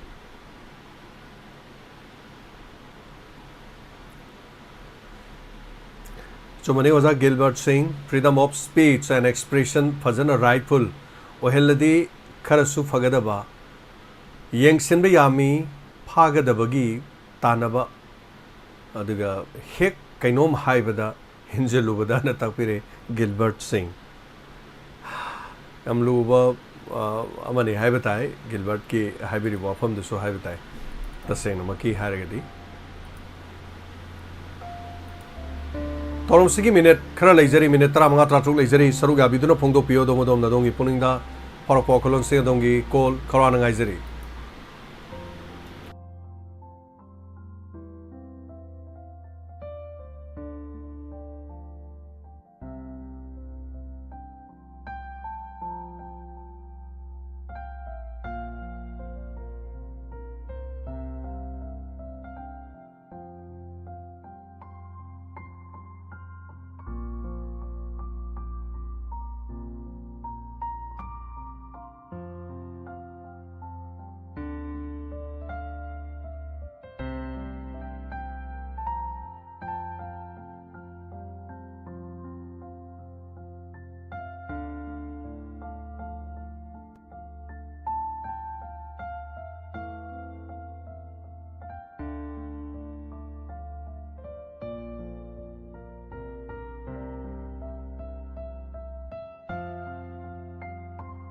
Hello, Mingama telephone IBC. I hadn't known what I did. I didn't come with a being that the water, I should to one and high below hold up. Young Quay Harbor put a Quay de Paris who put the Tadopi, the Mogi de Paris who put the Tabi. Imami, I'm near the Imami, I'm not why it's a moist pin and Wazia. The Quay is a Quay Italian Pachi ID, the legal CID, and I'mมาพูดแต่ยากกล้ามาพาเลยแอมรักไปจะพาเป็นกันเลยไอ้น่ะด้วยแต่ตัวจะผลตัวเองนะตัวต้องไม่ผลตัวอะไรเนี่ยทำกันแต่หัวเลยพยายามจะไม่เดินตัวไทยไปสาคนนั้นนะโดยที่มีนู่นก็ต้องมาพูดด้วยนี่ไม่พูดได้มาถึงนะตัวจริงๆก็ได้ทำอะไรจะพูดบ้างนั่นเองไม่ให้ที่ท่านไปช่วยกับเรานะเป็นเราแต่ตรงนี้ก็หันมันจะได้ก็มีผลตรงนั้นแต่ก็ดูว่าเลยนะว่านี่คือมันมีแล้วทำมันTagachari. Temagi Karigamo Punkara Sitaure, Hadana, Call Tobirapuni, Call Sotai to the Palak of Habitat. Edition Sarang Temaite Central Force, all rank the Laiba, Ayamba, Ekoi WhatsApp group, Semi, Ekoi Mayam, Tabaktagi Potharage, Haidun application in a batanari. Luraba from Edition Sarang Tem, Hojiki Luraba Tanjasi the Habitat. Tomtinangom cha ngarangi pau dadi Mali Education Minister na Torbung Banglada Koki Singh Pumalaroi haina press ki mamangda hairi badu makhoibu aikhoina kadai fauba thajaba ngamgadori thabakna utpasu ngamdabani na natapire koi wafam se tongan ba wafam amasu lai madugi laktabana te che nariba lamda si bhaksang Pumbagi wafam laite haidana ngasigi sanale paki pauksigi yamna maroi bada yauri tenopal da panduna laiba forcing more de yohana na basoidina honagani manipolenga ki wangang loisu oriba education amasung law and legislative affairs ki minister ts basan kumar na phongdo kibani honorable na phongdo kibada kesampata laiba DIPR ki office ta pangtok pa paugi mi famda Lamda masida Manipur lengak amasung center na ingta taptha na bapibam purok na bayam kan honari adu bangarang asi baksang khara leiron chanbo wafam lakpa si dagi honglak kibani haiba wafam phongdol hello mingama telephone haibiu pon to joy by kawas for kabina kai di LPMG ꯇꯥꯛꯄꯤꯌꯨ ꯑꯣꯖꯥ ꯀꯔꯤ ꯋꯥꯐꯝ ꯊꯝꯕꯤꯅꯤꯡꯉꯤ ꯑꯣꯖꯥ ꯋꯥꯐꯝ ꯑꯃꯨꯛꯇ ꯉꯔꯥꯡꯒꯤ ꯊꯣꯛꯈꯤꯕ ꯊꯧꯗꯣꯛꯇꯣ ꯇꯁꯦꯡꯅ ꯊꯃꯣꯏ ꯅꯨꯡꯉꯥꯏꯇꯦ ꯍꯥꯏꯕꯗꯤ ꯑꯩꯈꯣꯏꯒꯤ ꯏꯃꯥ ꯏꯕꯦꯟ ꯃꯌꯥꯝꯅ ꯍꯧꯖꯤꯛ ꯇꯧꯕꯨꯡ ꯍꯥꯏꯕ ꯃꯐꯝꯁꯤꯗ ꯊꯣꯝꯖꯤꯟꯕ ꯃꯇꯝꯗꯗꯤ ꯃꯣꯏꯅ ꯇꯧꯔꯤꯕ ꯁ꯭ꯇꯦꯠ ꯐꯣꯔꯁ ꯑꯣꯏꯔꯣ ꯑꯦꯅꯤ ꯑꯣꯏꯔꯣ ꯅꯨꯄꯤ ꯑꯉꯥꯡꯗꯕꯨ ꯏꯃꯥ ꯏꯕꯦꯟ ꯀꯩꯁꯨ ꯈꯪꯖꯗ꯭ꯔꯕ ꯍꯥꯏꯕꯗꯤ ꯑꯁꯣꯟꯕꯁꯤꯗ ꯅꯨꯄꯤ ꯑꯉꯥꯡꯁꯤꯗ ꯐꯨꯕ ꯍꯥꯏꯕꯗꯨꯕꯨ ꯀꯩꯁꯨꯝꯇꯗ ꯃꯣꯏꯅ ꯂꯥꯊꯤ ꯆꯥꯔꯖꯀ ꯇꯧꯔꯤꯕꯗꯨꯃꯗꯤ ꯇꯁꯦꯡꯅ ꯅꯨꯡꯉꯥꯏꯇꯦ ꯑꯗꯨꯒꯤ ꯃꯊꯛꯇ ꯑꯩꯈꯣꯏꯒꯤ ꯁꯝꯅ ꯍꯥꯏꯔꯕꯗ ꯃꯣꯔꯦꯗ CRPF ꯑꯁꯥꯝ ꯔꯥꯏꯐꯜ ꯊꯥꯖꯟꯕꯗ ꯇꯦꯡꯅꯧꯄꯜꯗ ꯃꯣꯏ ꯀꯨꯀꯤ ꯅꯨꯄꯤꯁꯤꯡꯅ ꯊꯠꯄ ꯃꯇꯝꯗ ꯃꯣꯏ ꯇꯤꯌꯥꯔ ꯒ꯭ꯌꯥꯁꯇꯤ ꯂꯥꯏꯔꯛꯇꯅ ꯀꯩꯒꯨꯝꯕ ꯋꯥꯍꯩꯗ ꯃꯣꯏ ꯆꯪꯕ ꯉꯝꯗꯅ ꯍꯜꯂꯛꯑꯦꯕ ꯑꯗꯨꯒ ꯃꯣꯏꯗꯗꯤ ꯀꯔꯤꯒꯨꯝꯕ ꯑꯦꯅꯤ ꯂꯥꯛꯏꯕ ꯁ꯭ꯇꯦꯠ ꯐꯣꯔꯁ ꯑꯣꯏꯔꯣ ꯀꯩꯅꯣꯒꯅꯣ ꯃꯣꯏꯅꯗꯤ ꯃꯣꯏꯕꯨ ꯌꯥꯝꯅ ꯁꯣꯛꯍꯟꯅꯤꯡꯕꯩ ꯋꯥꯁꯨ ꯅꯠꯇꯦ ꯁꯣꯛꯁꯨ ꯁꯣꯛꯍꯟꯅꯤꯡꯉꯤ ꯀꯩꯗꯧꯕꯩ ꯃꯣꯏ ꯊꯨꯒꯥꯏꯔ ꯆꯪꯉꯝꯗꯣꯏꯅꯣꯕ ꯑꯩꯈꯣꯏ ꯊꯃꯣꯏ ꯁꯣꯛꯅꯨꯡꯉꯥꯏꯇꯦꯗꯤ ꯀꯔꯤꯁꯨ ꯅꯠꯇꯕ ꯑꯩꯈꯣꯏꯅ ꯑꯩꯈꯣꯏꯒꯤ ꯁꯤꯗꯩꯗ ꯇꯧꯔꯛꯏꯕ ꯃꯣꯏꯒꯤ ꯀꯩꯅꯣꯁꯤꯕꯨ ꯉꯥꯛꯆꯅꯕꯩ ꯆꯠꯄ ꯃꯇꯝꯗ ꯃꯣꯏꯅ ꯑꯩꯈꯣꯏꯗꯗꯤ ꯑꯗꯨꯛ ꯃꯇꯤꯛ ꯁꯥꯊꯤꯕ ꯍꯥꯏꯕꯗꯤ ꯀꯩ ꯀ꯭ꯔꯥꯏꯝ ꯆꯠꯊꯩ ꯍꯥꯏꯕ ꯇꯥꯏ ꯍꯥꯏꯕꯗꯤ ꯁꯤꯗ ꯂꯩꯔꯤꯕ ꯑꯃꯤꯠ ꯁꯥꯍ ꯅꯔꯦꯟꯗ꯭ꯔ ꯃꯣꯗꯤꯖꯤ ꯄ꯭ꯔꯥꯏꯝ ꯃꯤꯅꯤꯁꯇꯔ ꯃꯣꯏ ꯎꯗꯕ꯭ꯔꯥ ꯁꯤꯅꯤꯗ ꯂꯥꯛꯏꯕ ꯅꯨꯄꯤ ꯑꯉꯥꯡ ꯑꯍꯜ ꯂꯃꯟ ꯏꯃꯥ ꯏꯕꯦꯟ ꯃꯌꯥꯝꯗꯣ ꯃꯣꯏ ꯂꯥꯊꯤ ꯆꯥꯔꯖ ꯇꯧꯔꯤ ꯃꯔꯝ ꯀꯔꯤꯒꯤꯅꯣ ꯁꯤꯅꯤ ꯃꯁꯤꯒꯤꯗꯤ ꯃꯣꯏ ꯍꯦꯛ ꯄꯥꯜꯂꯒ ꯐꯥꯕ ꯊꯣꯛꯇꯕ꯭ꯔꯥ ꯁꯤꯅꯤ ꯃꯁꯤ ꯇꯁꯦꯡꯅ ꯑꯩꯈꯣꯏ ꯊꯃꯣꯏ ꯁꯣꯛꯅ ꯅꯨꯡꯉꯥꯏꯇꯦ ꯑꯗꯨꯕꯨ ꯃꯁꯤ ꯑꯩꯈꯣꯏꯁꯨ ꯀꯔꯤ ꯍꯥꯏꯒꯗꯧꯅꯣ ꯈꯪꯗꯦ ꯍꯥꯏꯕꯗꯤ ꯑꯩꯈꯣꯏꯁꯨ ꯂꯩꯐꯝ ꯆꯥꯐꯝ ꯇꯨꯝꯐꯝ ꯆꯥꯐꯝ ꯈꯪꯗꯦ ꯍꯥꯏꯕꯗꯤ ꯊꯋꯥꯏꯁꯦ ꯅꯨꯡꯉꯥꯏꯇꯕꯒꯤ ꯍꯦꯟꯅ ꯑꯋꯥꯕ ꯑꯃ ꯑꯣꯏꯌꯦꯕ ꯑꯗꯨꯅ ꯃꯁꯤ ꯑꯩꯈꯣꯏꯅ ꯍꯥꯏꯕꯗꯤ ꯂꯥꯛꯏꯕꯁꯤꯡꯁꯤꯗꯁꯨ ꯇꯁꯦꯡꯅ ꯍꯥꯏꯕꯗꯤ ꯃꯈꯣꯏꯒꯤ ꯐꯦꯚꯔ ꯂꯩ ꯍꯥꯏꯕꯗꯤ ꯑꯦꯅꯤ ꯃꯁꯤꯗꯤ ꯑꯩ ꯈꯛꯇꯪ ꯅꯠꯇ꯭ꯔꯦ ꯃꯤꯌꯥꯝꯅꯁꯨ ꯎꯔꯝꯒꯅꯤ ꯂꯣꯏꯅꯃꯛ ꯃꯦꯗꯤꯌꯥꯅꯁꯨ ꯎꯔꯝꯒꯅꯤ ꯃꯁꯤ ꯂꯩ ꯁꯤꯃꯗꯤ ꯇꯁꯦꯡꯅ ꯈꯪꯒꯅꯤ ꯑꯗꯨꯒ ꯇꯁꯦꯡꯅ ꯑꯩꯅ ꯑꯃꯈꯛ ꯑꯩꯒꯤ ꯁꯖꯦꯁꯟ ꯍꯥꯏꯒꯗ꯭ꯔꯥ ꯑꯩꯅ ꯁꯨꯝ ꯄꯥꯝꯖꯕ ꯑꯃꯈꯛ ꯑꯩ ꯏꯁꯥꯃꯛꯅ ꯇꯧꯕꯃꯛꯇꯤ ꯑꯣꯏꯔꯣꯏꯗꯕ ꯑꯩꯈꯣꯏꯒꯤ ꯃꯣꯏꯒꯤ ꯏꯔꯥꯡ ꯊꯣꯛꯈꯤꯕ ꯃꯐꯝ ꯈꯨꯗꯤꯡꯃꯛꯇ ꯁꯝꯅ ꯍꯥꯏꯔꯕꯗ ꯃꯣꯔꯦꯗ ꯑꯣꯏꯔꯣ ꯆꯨꯔꯆꯥꯟꯄꯨꯔꯗ ꯑꯣꯏꯔꯣ ꯑꯗꯒꯤ ꯇꯣꯕꯨꯜꯗꯕꯨ ꯑꯣꯏꯔꯣ ꯍꯛꯊꯦꯡꯅꯅ ꯏꯔꯥꯡ ꯆꯦꯜꯂꯛꯏꯕ ꯃꯌꯥꯝꯗꯒꯤ ꯚꯤꯗꯤꯑꯣ ꯏꯁꯀꯤꯞ ꯑꯌꯥꯝꯕꯅꯗꯤ ꯂꯩꯔꯝꯒꯅꯤꯅ ꯈꯜꯂꯦꯕ ꯃꯣꯏꯅ ꯃꯇꯝꯗ ꯅꯝꯃꯛꯄꯁꯤꯡꯁꯦ ꯑꯗꯨ ꯑꯣꯏꯇꯥꯔꯒꯗꯤ ꯃꯁꯤꯁꯦ ꯃꯦꯗꯤꯌꯥ ꯑꯣꯏꯔꯣ ꯑꯦꯅꯤ ꯀꯅꯥꯒꯨꯝꯕ ꯄꯔꯁꯟ ꯑꯃꯈꯛꯅ ꯍꯥꯏꯔꯤꯕ ꯔꯦꯂꯤꯛ ꯀꯦꯝꯞꯁꯤꯡꯁꯤꯗ ꯂꯩꯔꯤꯕꯁꯤꯡꯁꯤꯗ ꯃꯣꯏꯒꯤ ꯚꯤꯗꯤꯑꯣ ꯏꯁꯀꯤꯞꯁꯤꯒꯤ ꯈꯣꯝꯀꯠꯂꯒ ꯄꯦꯟ ꯗ꯭ꯔꯥꯏꯚꯀꯨꯝꯕ ꯑꯃꯗ ꯍꯥꯞꯄꯒ ꯁꯦꯟꯇꯔꯗ ꯊꯥꯍꯜꯂꯒ ꯃꯌꯥꯝ ꯃꯃꯥꯡꯗ ꯐ꯭ꯂꯥꯛꯁ ꯇꯧꯍꯜꯂꯒ ꯃꯁꯤꯃꯗꯤ ꯈꯪꯍꯟꯅꯤꯡꯉꯦ ꯍꯥꯏꯕꯗꯤ ꯀꯅꯥꯅ ꯂꯥꯟꯕꯅꯣ ꯀꯅꯥ ꯆꯨꯝꯕꯅꯣ ꯀꯅꯥꯅ ꯍꯧꯔꯛꯄꯅꯣ ꯃꯣꯏꯅ ꯇꯧꯔꯤꯕꯅ ꯁꯤꯅꯤ ꯑꯩꯈꯣꯏꯅ ꯇꯧꯔꯤꯕꯅ ꯁꯤꯅꯤ ꯍꯥꯏꯕꯁꯤꯃꯗꯤ ꯈꯪꯍꯟꯅꯤꯡꯉꯦꯕ ꯑꯗꯨꯒ ꯑꯩꯈꯣꯏꯅ ꯀꯔꯤꯒꯨꯝꯕ ꯋꯥꯍꯩ ꯑꯃ ꯈꯤꯇꯪ ꯐꯣꯡꯗꯣꯛꯄꯩꯗꯤ ꯄꯥꯜꯂ ꯐꯥꯗꯣ ꯉꯥꯏ ꯂꯩꯕ ꯁꯝꯅ ꯍꯥꯏꯔꯕꯗ ꯉꯔꯥꯡ ꯇꯁꯦꯡꯅ ꯑꯩꯈꯣꯏꯅ ꯌꯥꯝ ꯅꯨꯡꯉꯥꯏꯇꯕ ꯃꯃꯤ ꯇꯤꯚꯤ ꯊꯤꯡꯖꯤꯟꯕꯤꯕꯁꯦ ꯑꯩꯈꯣꯏ ꯅꯨꯡꯉꯥꯏꯇꯦꯕ ꯇꯁꯦꯡꯅ ꯑꯆꯨꯝꯕ ꯍꯥꯏꯕ ꯌꯥꯗꯦ ꯍꯥꯏꯕꯅꯦꯕ ꯑꯗꯨ ꯇꯥꯔꯒꯗꯤ ꯑꯩꯈꯣꯏ ꯁꯤꯌꯨ ꯍꯥꯏꯕ꯭ꯔꯥꯕ ꯁꯤꯃꯁꯨ ꯅꯨꯡꯉꯥꯏꯇꯦ ꯇꯁꯦꯡꯅ ꯃꯃꯤ ꯇꯤꯚꯤ ꯊꯤꯡꯖꯤꯟꯕꯤꯕꯁꯨ ꯅꯨꯡꯉꯥꯏꯇꯦ ꯑꯗꯣ ꯑꯩꯈꯣꯏꯅ ꯀꯔꯤꯒꯨꯝꯕ ꯐꯣꯡꯗꯣꯛꯄ ꯌꯥꯗ ꯇꯥꯔꯒꯗꯤ ꯑꯩꯈꯣꯏ ꯀꯩꯗꯧ ꯍꯥꯏꯕꯅꯣꯕ ꯍꯥꯠꯇꯣꯛꯀꯦꯒ ꯄꯨꯂꯞ ꯍꯥꯠꯇꯣꯛꯄꯤꯔꯣꯕ ꯑꯩꯈꯣꯏ ꯂꯣꯏꯅ ꯁꯤꯔ ꯃꯣꯏ ꯂꯩꯍꯧ ꯌꯥꯒꯗ꯭ꯔꯕ ꯁꯝꯅ ꯍꯥꯏꯔꯕꯗ ꯇꯁꯦꯡꯅ ꯉꯁꯥꯏ ꯃꯃꯥꯡꯗ ꯑꯩ ꯗꯥꯏꯃꯟ ꯔꯦꯗꯤꯑꯣ ꯇꯤꯚꯤꯗ ꯇꯥꯖꯔꯝꯕꯅꯤ ꯑꯩ ꯊꯋꯥꯏ ꯇꯥꯟꯗꯩ ꯊꯣꯛꯂꯛꯑꯕꯅꯦ ꯃꯄꯥꯟꯗ ꯑꯩ ꯑꯃꯨꯛꯇꯗꯤ ꯀꯣꯜꯁꯤ ꯇꯧꯒꯦꯅ ꯇꯁꯦꯡꯅ ꯍꯥꯏꯔꯒꯗꯤ ꯉꯁꯥꯏ ꯅꯨꯄꯤ ꯏꯃꯥ ꯑꯃꯈꯛꯅ ꯍꯥꯏꯔꯛꯈꯤꯕ ꯑꯃ ꯇꯥꯏ ꯂꯩꯔꯤꯕ ꯑꯆꯧ ꯑꯁꯥꯡꯒꯤ ꯃꯟꯇ꯭ꯔꯤ ꯃꯟꯗꯣꯟꯒꯤ ꯅꯨꯄꯤ ꯑꯉꯥꯡ ꯑꯃꯠꯇ ꯁꯤꯒꯨꯝꯕꯁꯤꯗ ꯏꯍꯧꯁꯤꯗ ꯌꯥꯎꯗꯦ ꯍꯥꯏꯕꯁꯦ ꯇꯁꯦꯡꯅ ꯆꯨꯝꯃꯦ ꯇꯁꯦꯡꯅ ꯃꯈꯣꯏꯅ ꯃꯃꯥꯡ ꯊꯥꯔ ꯊꯣꯛꯂꯣ ꯃꯣꯏꯗꯗꯤ ꯈꯨꯠ ꯊꯥꯔꯣꯏꯕ ꯑꯗꯨ ꯇꯥꯔꯒꯗꯤ ꯑꯩꯈꯣꯏꯅ ꯏꯍꯧꯁꯤ ꯃꯥꯏ ꯄꯥꯛꯑꯣꯏꯗꯕ꯭ꯔꯥ ꯁꯤꯅꯤ ꯁꯤꯃꯁꯨ ꯃꯥꯅ ꯍꯥꯏꯕꯗꯣ ꯌꯥꯅꯤꯡꯉꯤ ꯇꯁꯦꯡꯅ ꯁꯤꯗ ꯍꯧꯔꯤꯕꯗꯤ ꯇꯁꯦꯡꯅ ꯍꯥꯏꯔꯒꯗꯤ ꯄ꯭ꯔꯖꯥ ꯑꯇꯩ ꯈꯛꯇꯅꯤ ꯑꯆꯧ ꯑꯁꯥꯡ ꯏꯃꯨꯡ ꯃꯅꯨꯡ ꯌꯥꯎꯗꯦ ꯍꯥꯏꯕꯁꯤꯃꯁꯨ ꯑꯗꯨꯝ ꯃꯌꯥꯝꯅ ꯎꯔꯕ ꯉꯥꯛꯇꯅꯤ ꯈꯪꯉꯕ ꯉꯥꯛꯇꯅꯤ ꯑꯗꯣ ꯃꯈꯣꯏ ꯌꯥꯎꯗꯦ ꯍꯥꯏꯅ ꯋꯥꯔꯧ ꯇꯥꯔꯁꯨ ꯃꯈꯣꯏꯒꯤꯗꯤ ꯁꯔꯨꯛ ꯌꯥꯎꯗꯕ꯭ꯔꯥ ꯁꯤꯅꯤ ꯁꯤꯃ ꯑꯩꯅ ꯊꯝꯖꯅꯤꯡꯕꯕꯨ ꯇꯁꯦꯡꯅ ꯅꯨꯡꯉꯥꯏꯇꯦ ꯉꯔꯥꯡꯒꯤ ꯊꯧꯗꯣꯛꯇꯣ ꯃꯣꯏꯅ ꯏꯂꯦꯛꯇ꯭ꯔꯤꯛ ꯀꯔꯦꯟ ꯇꯧꯁꯟꯕ ꯑꯗꯒꯤ ꯁꯝꯅ ꯍꯥꯏꯔꯕꯗ ꯐꯣꯟ ꯆꯥꯏ ꯍꯥꯏꯕꯁꯨ ꯇꯥꯏ ꯑꯗꯣ ꯇꯁꯦꯡꯅ ꯏꯁꯥꯃꯛ ꯌꯥꯎꯖꯩ ꯑꯩꯈꯣꯏ ꯏꯅꯥꯎꯄꯥꯒꯤ ꯃꯆꯥ ꯑꯩꯈꯣꯏ ꯏꯅꯥꯎꯄꯤ ꯍꯣꯏ ꯃꯣꯏ ꯆꯠꯂꯨꯕꯅꯤ ꯑꯗꯨꯒ ꯑꯩ ꯏꯁꯥꯃꯛꯇꯤ ꯍꯧꯖꯤꯛ ꯐꯦꯚꯔ ꯇꯧꯗꯅ ꯑꯩ ꯏꯁꯥꯁꯦ ꯍꯧꯒꯠꯄ ꯀꯌꯥ ꯉꯝꯗꯅ ꯑꯗꯨꯝ ꯂꯩꯕꯅꯤ ꯑꯗꯨꯕꯨ ꯇꯁꯦꯡꯅ ꯅꯨꯡꯉꯥꯏꯇꯦ ꯑꯩꯅ ꯅꯨꯡꯉꯥꯏꯇ꯭ꯔꯤꯕꯗꯤ ꯃꯣꯏꯅ ꯅꯨꯄꯤ ꯑꯉꯥꯡꯗ ꯂꯥꯊꯤ ꯆꯥꯔꯖ ꯇꯧꯗꯨꯅ ꯇꯁꯦꯡꯅ ꯅꯨꯡꯉꯥꯏꯇꯦ ꯃꯣꯏꯅ ꯑꯗꯨꯒ ꯇꯁꯦꯡꯅ ꯃꯣꯔꯦꯗ ꯃꯣꯏꯅ ꯆꯪꯕ ꯃꯇꯝꯗꯅ ꯑꯩꯈꯣꯏꯒꯤ ꯇꯦꯡꯅꯧꯄꯜꯗ ꯀꯨꯀꯤ ꯅꯨꯄꯤ ꯈꯔꯅ ꯁꯣꯔꯣꯛꯇ ꯊꯠꯂꯛꯏꯕꯅꯤ ꯃꯣꯏ ꯀꯔꯤ ꯃꯣꯕꯣꯝ ꯀꯌꯥ ꯀꯥꯞꯄꯒ ꯊꯪꯒꯥꯏꯔ ꯆꯪꯉꯝꯗ꯭ꯔꯤꯒꯦꯕ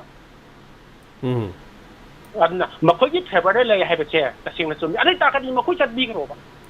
ꯃꯈꯣꯏꯒꯤ ꯐꯦꯚꯔꯗ ꯂꯩꯗꯣꯏꯔꯒꯗꯤ ꯃꯣꯏꯁꯨ ꯆꯠꯄꯤꯈ꯭ꯔꯣ ꯑꯩꯈꯣꯏ ꯊꯦꯡꯅꯐꯝ ꯊꯣꯛꯄ ꯑꯗꯨꯝ ꯊꯦꯡꯅꯖꯔꯕꯅ ꯐꯔꯦꯕ ꯁꯤꯗꯤ ꯁꯤꯅꯤꯗ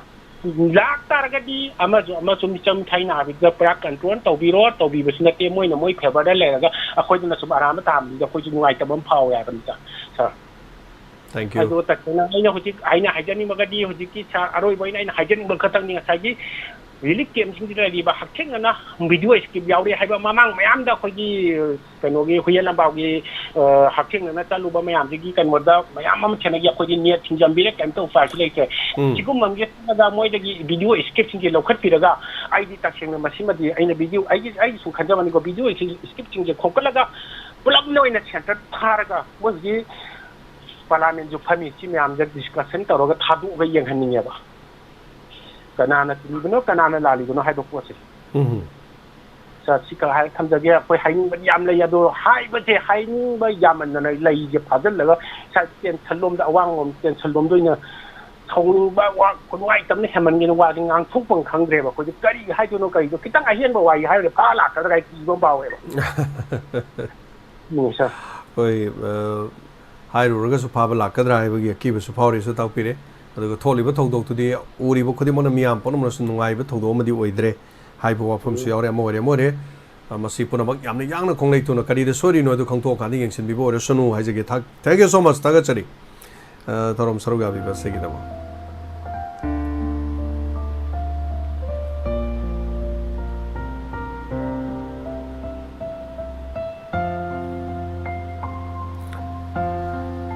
यामना खंगन जनिंग वामा नम याम पुनमक्ता ग्लोबल मणिपुर फेडरेशन कोई तोंगा तोन वाले बाग तरा तरु रीजन सिदा लाइव सिंग मनुंगदा कोई अमा ओइबिरिबा JBNU Zionbok National University Lab Research and Students contributed for relief fund haribasina koigi South Korea da leiba kangbu sina mateng pangbirei pangbiraki ba paisa lupa lising taramathoi chamriga marfugani pan lupa lising taramathoi ga chamriga marfuni pan mateng pangbirei South Africa South ngapi gani koigi Korea haitare masidai da leiba koigi ZMF Global Manipur Federation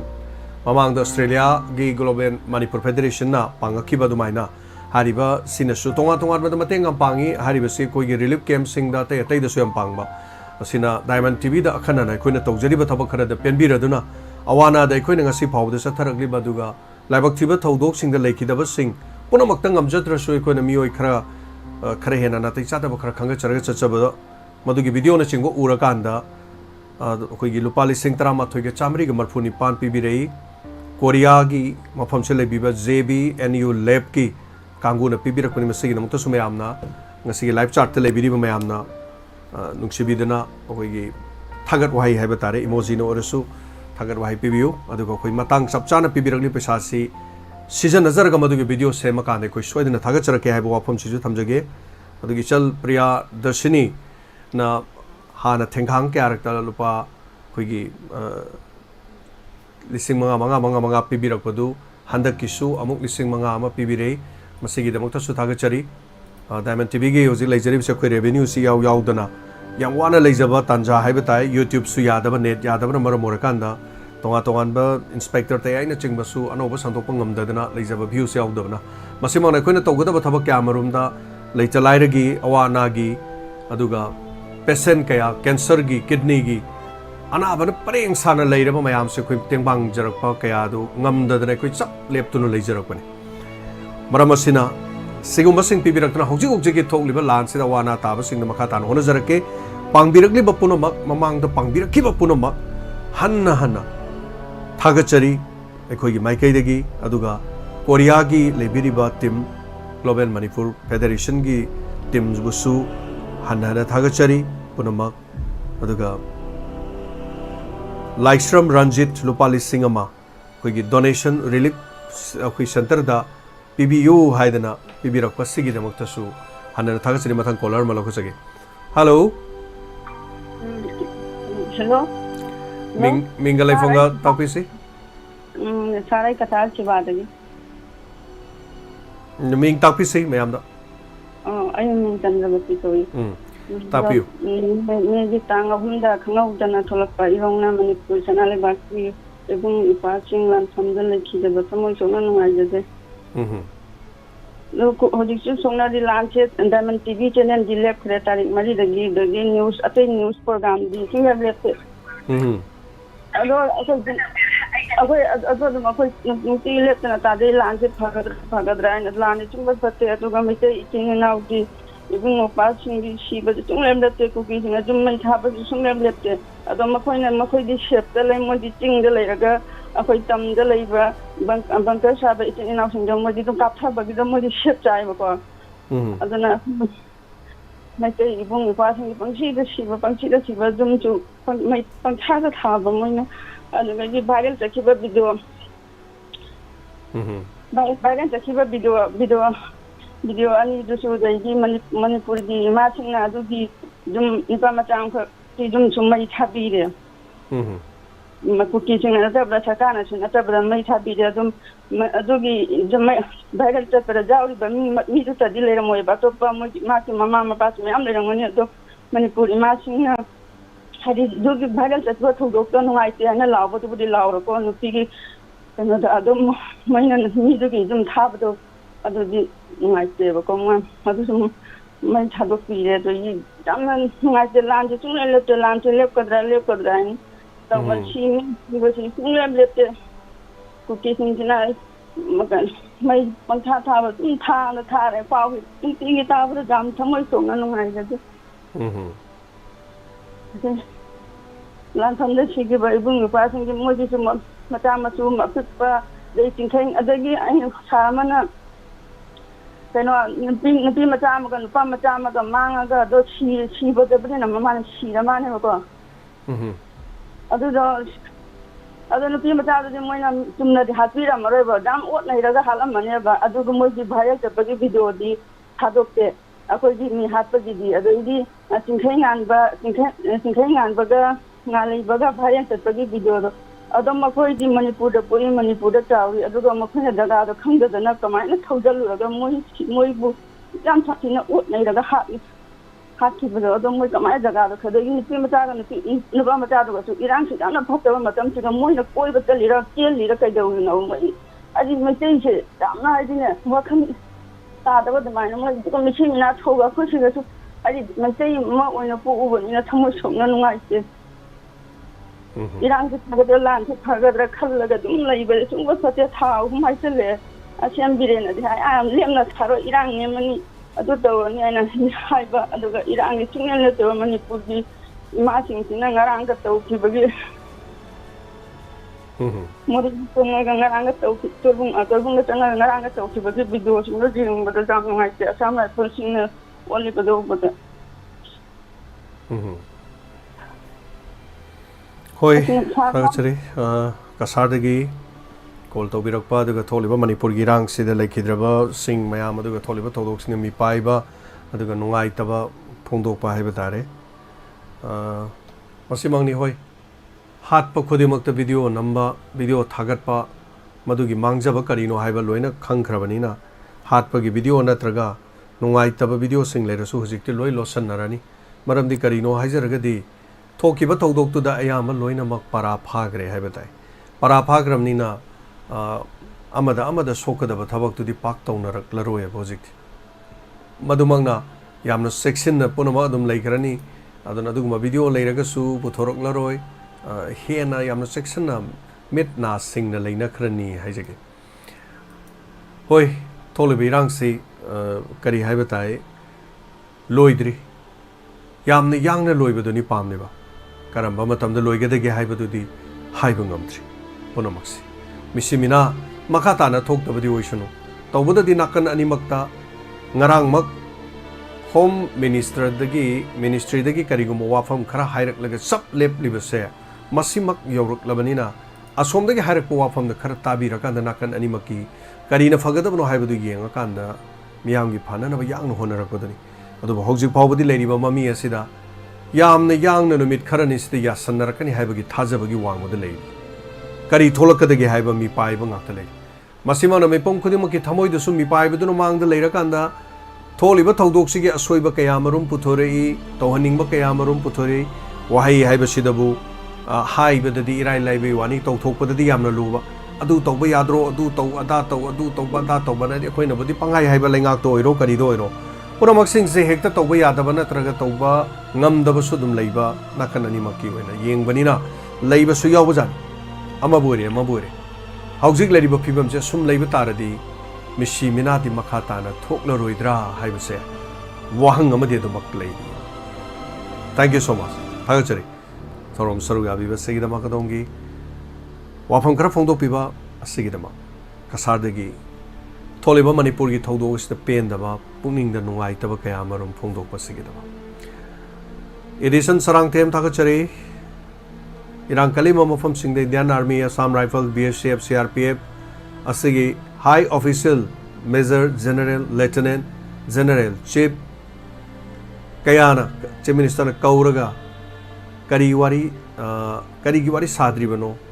pathuk piron ta pire edition hoi haujik te khoi gi Chief Minister ma mathantana ai loi tauge haibado pangya yaram dong mande maramdi center gi makha da leibani na center na kari gumba phibam kharadi mokhoi tauge haibasu erambi yai hojikti center gi mathong ne haiba tai yam kanna ai khoina Chief Minister da tai naru yaroi dori aduna mathangi aroi banga sigi last call lokho chage hello minga mate leifom bai bise hello ibung James bo ikai kum najari maya puno bu ikai kum najari ai ming ha bise samdagi ado aina haijening badi ngarangi tawhiba thawdok aduiduga aigi mingdi Sonia ni ibung khangbira boibo habi Sonia tapiyo ngarang aduiduga moina poloi pham semgani aina laibado aina hangningba amasung khangningbadi poloi ge aina mafam amada laadi akoi sigasu poloiba se sigasu poloi nei poloi bam duga laadi adugi poloi bam leiriba mafam dugi committee gumba aduga leiriba akoigi member sing dugi ayaba lawraga poloyaba ado hojiki akoigi mitegi lamsiga moina dwai poloi ge aina changai do ado permission zawraga changai ra kanana permission pina aduk chawbara moina decision ama loksalaga aduga poloi ga ne changai se aduga gidi moi singdu narco terrorist akoigi mitei su natte manipur da moi horofam su natte siri mi singdu gi identify su phatana khangdiri moi se mapanonde changak para natraga asengba akoi sim manipur gi mira karino su khangdagai bu asise moi sibu kari wakan khalino khoi mitei mayam sibu kesum gyan ta da dam apangba akoi se kesum tawng moi hena khallira aduga moi se residency khoi certificate jawba mira ba se moina phumgani haina changai se moi gi kok se kari hange ba asti singya baina khangni se aduga gi di achaw sang sing leiriba mayam duna akoi gi ima singda moina morok ka zauna ka tawriba adu marak duga moi gi kuki gi kapakpa gi potsu phangi sina asina kamai tawrino asine na khangningi je do akoi achaw daina hangningi sina sarkar da hangningi sina moina aduk chaw decision lawre se permission jawdana adu gumba tawba ngammi ba thabak se sarkar na miyang changbiraga asingba thabak se anirak hanna tawdana ba akoi sarkar na kamba mawongda tawgani haibase state government da su central government da su siwa phamje thamjaningi rule gi matungina chana bi se karino khangan ba pamjai asiwa phamse haije ge ne phone je tawjara pana ba moi se masa re akoi gi manipur dei leiba mi su natana adugumba si thoida ba thodok se amka hanna tawhan ba pamjade haina ai sarkar mafam da siwa phamje thamjaningi aba moi je chin ko ki terrorist mayam na changa ga khoi gi mitai khoi gi jum siga moina damaina dokhol toba damaina tanchan masidi pamjade masa gi residence certificate basu jai result de khangdaba mayam do khoi siga damaina amuka hanna tawbi tawhandana baina phone sigi maigai dagi sarkar mafam da khoi misam parja moina siwa phamje thamjage haina phone je tawjarakpani thank you thagachari Sonia तसेनमकी बुद्धि अयाब लौखिदे सरकार दगी अयाब पीखिबसु सरकार ना लेते लेंगांग ना पीखिबसु लेते अदुगा हाइबसु हाइरमदे हाइबो वाफम अदुगा यामना लोबो वाफम अमा हाइरगदी मखोइगी फोंगदोरक पंगरांगी वाफम सिंग अदुदा मखोइ point मंगा तरुक यावै मखोइगी point मंगा तरुक से अय अमुक्तंग पाथोक सरके सिते मयामना दुम खितंग सोइदना खंगबिगने न खले मखोइना हारिबसि मसिनी सरकार दे अयाब लौई लौदे हाइबसे मोइ मेयक सेंगना सिते यावै तोरबंगे लेरों चनफम सिंह से लोन याब मफम ओहलू है लोन यादेब लोन यादबसी ITLF की डिमांड तोरबुंग की लेरोन चनफम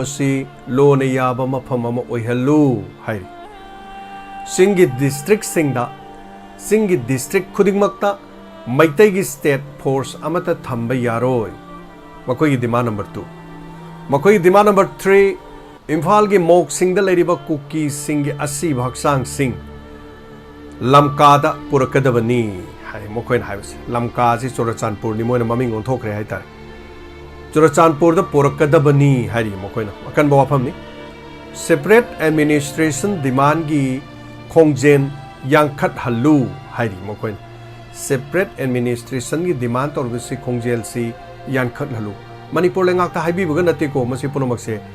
सेंटर दनी हारिसे सेंटर की मनुंगी यानबा मखोई की डिमांड तौबदन हाना अमित शाह लाप कांदसु हारिबो सिंग असि खंगन करबो वाफम गातन अरोइबो मखोई की प्रपोजल दा जेल दा लेरिबा ट्राइबल इनमेट सिंग पुनमक सिंग असि इम्फाल की द लेरिबा सिंग असि लौथोगा अतोप स्टेट की जेल सिंग दा मखोई होंदोखो हाइबो